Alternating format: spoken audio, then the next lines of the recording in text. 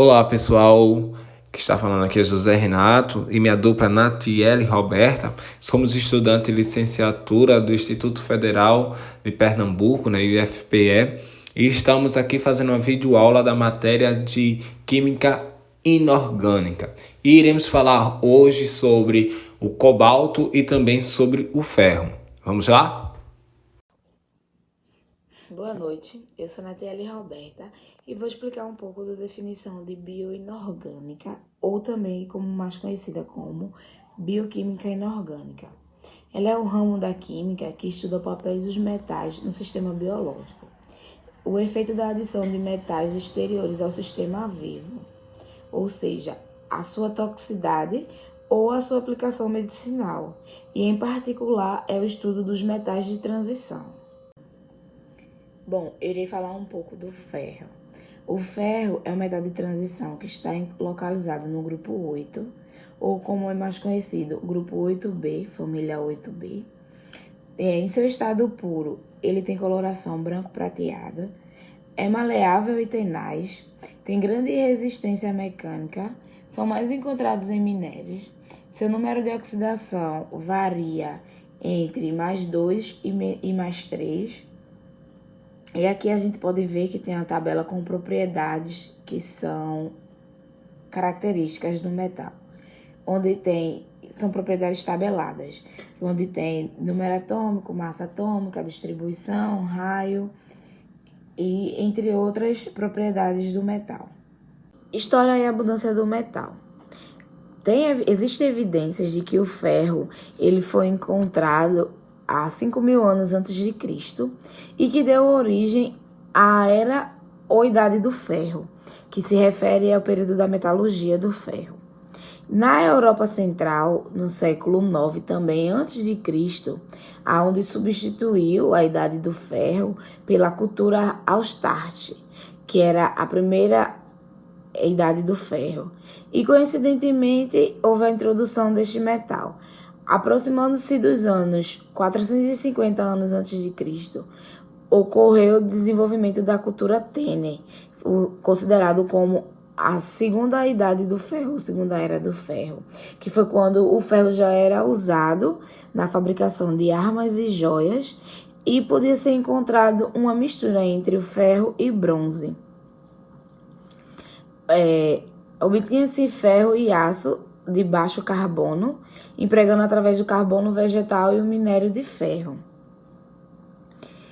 A abundância do metal é que o metal, o metal de transição é o mais abundante da costa terrestre e o quarto de todos os elementos.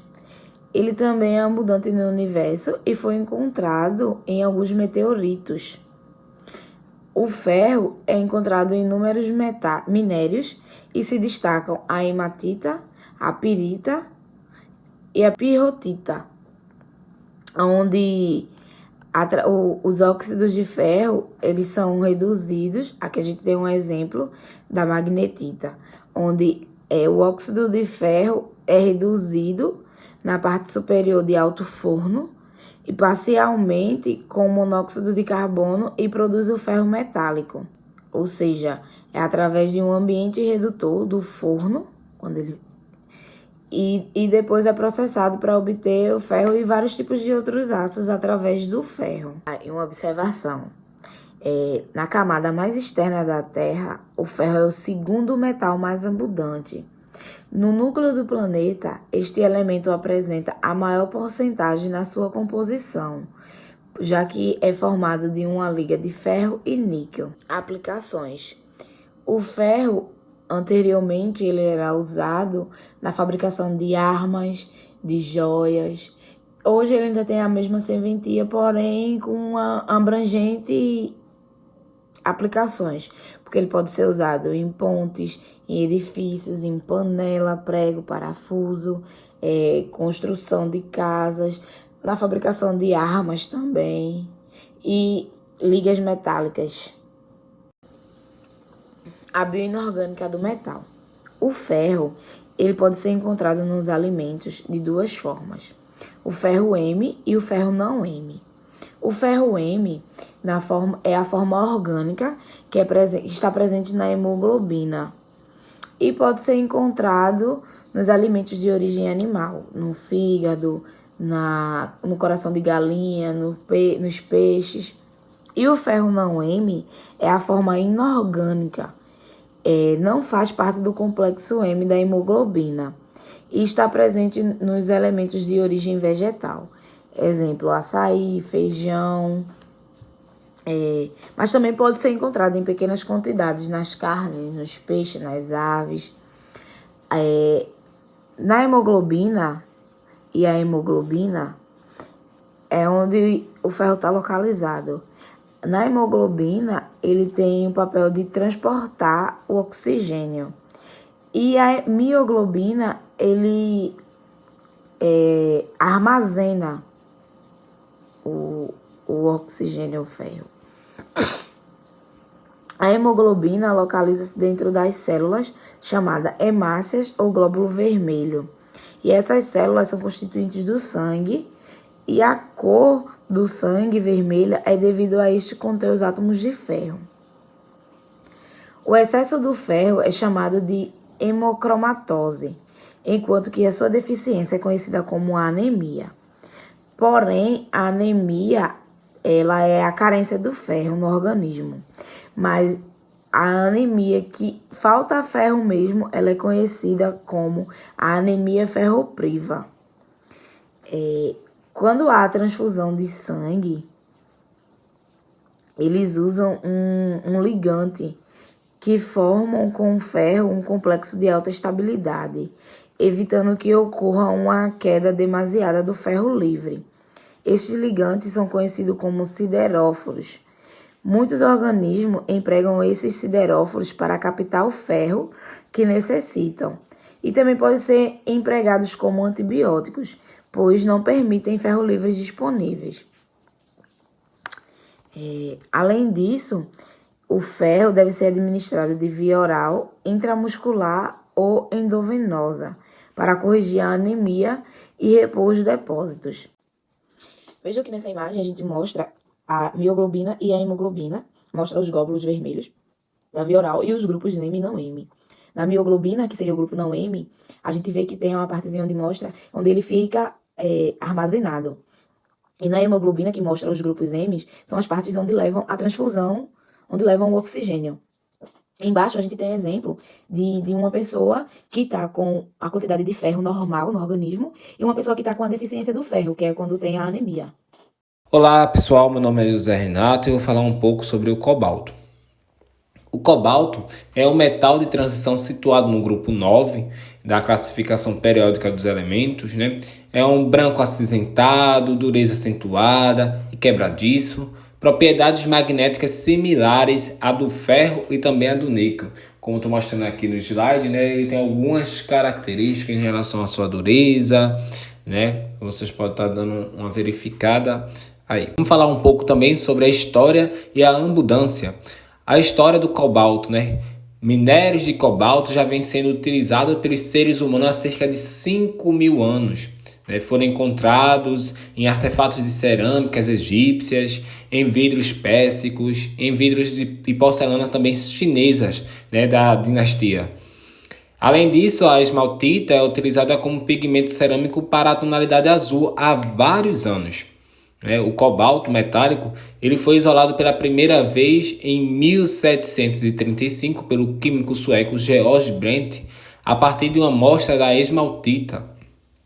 O nome do metal ele é originado da mitologia germânica, né, que faz alusão a um duende chamado Cobalt, porque os mineiros, né, eles acreditavam que o cobalto era um metal contaminante sem utilidade e uma figura do duende está ligada a de seres malfazejosos.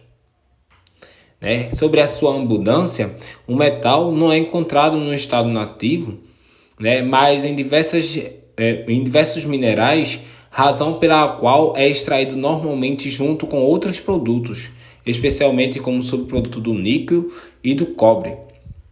Os principais minérios do cobalto são a cobaltita, eritrina, cobalto calcita e escuterudita. Os maiores produtores de cobalto são da República Dominicana do Congo e da República Popular da China, a Zâmbia, a Rússia e a Áustria. Aplicação: o cobalto ainda é amplamente utilizado pelas indústrias de tintas e cerâmica pela produção de pigmento azul e branco. O cobalto também é utilizado para tratar câncer, pois emite radiações ionizantes capazes de destruir determinadas células. Sobre as suas funções bioinorgânicas. Sobre o cobalto. Na medicina, o cobalto ele é utilizado como uma bioinorgânica, pois é utilizado no tratamento do câncer em radioterapias, uma vez que o isótopo cobalto-60 ele emite radiações ionizantes, o raio Y, capaz de destruir determinadas células e impedir o seu crescimento. Também é presente na constituição da vitamina B12 na forma dos íons CO3+, e ela pode ser obtida por meio de dietas. Apesar de não existir recomendações oficiais sobre a ingestão do cobalto, existem recomendações para a ingestão dessa vitamina, uma vez que ela participa de importantes processos bioquímicos, como a síntese de aminoácidos e ácidos nucleicos, além da formação de eritrócitos. A vitamina B12 também é importante para o tratamento de alguns casos de anemia. Como ela só é encontrada naturalmente em carnes e derivados de animais, pessoas vegetarianas ou veganas devem se preocupar com sua suplementação. Quando somos expostos a níveis agudos de cobalto no ar, seja por meio do metal puro pulverizado, seja por poeira de sais e óxidos cobalto, podemos ter um desenvolvimento de problemas respiratórios, como diminuição da ventilação, congestão, endemas, hemorragias, Ainda é possível que se observem inflamações da nasofaringe e efeitos alérgicos como rinite alérgica e dermatite atópica. A ingestão do cobalto, por sua vez, pode provocar efeitos gastrointestinais, como náuseas, vômitos e diarreias, alterações do fígado também e determinadas alergias. Por fim, a Agência Internacional de Pesquisa em Câncer classifica o cobalto e seus compostos como possíveis cancerígenos para o ser humano.